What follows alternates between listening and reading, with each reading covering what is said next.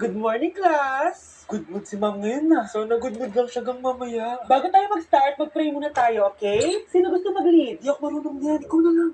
Lalo na ako. Di nga ako sumisimba eh. Wala. Pag walang pumunta sa harap, lahat kayo i-absent ko!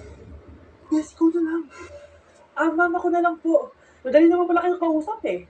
Okay, class. So, dito na nagtatapos sa lesson natin.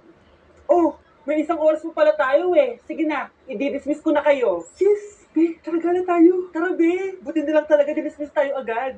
Aba, excited? Uwing-uwi? Ayaw niyo siguro sa subject ko, no? Maghihintay kayo hanggang 4 p.m. dito!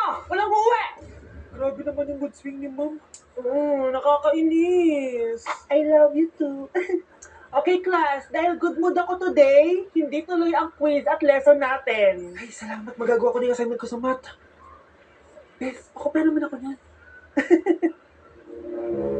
Aba, sino nagsabi sa inyo na pwede kayo gumawa ng assignment sa ibang subject, ha? Ma'am. Talagang sinisira niyo mood ko, ha? Lahat kayo bagsak sa quiz! Excuse me, Ma'am Reyes? Bakit mo tinatakot ang mga anak ko? Ma'am, Hindi sila matututo kung hindi ko sila tatakutin. hindi mo kailangan takutin ng mga bata. Kausapin mo sila na maayos. Tama. Tayo ang pangalawa nilang magulang. Dapat maging safe sila sa atin. Gusto mo bang maalala ka nila sa mga pananakot mo? Facts, ma'am. Umayos ka na, ha? Kung ayaw mong isumbong kita sa principal. Deserve. Good morning, class! That was so funny. 2, 3, No. 4, 5? Yes. No. 6, 7. No. That is sorry. Do bad. One out of two Filipinos fight. Growing up, I was friends with this one girl called Celine. We played together, went to school together, biked together. We were practically inseparable.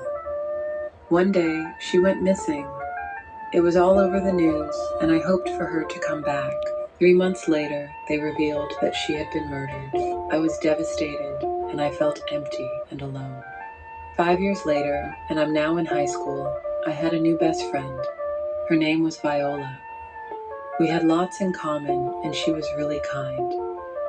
It was now my birthday, and I invited her over. We laughed and had fun until she handed me a present. I took it and slowly unwrapped it.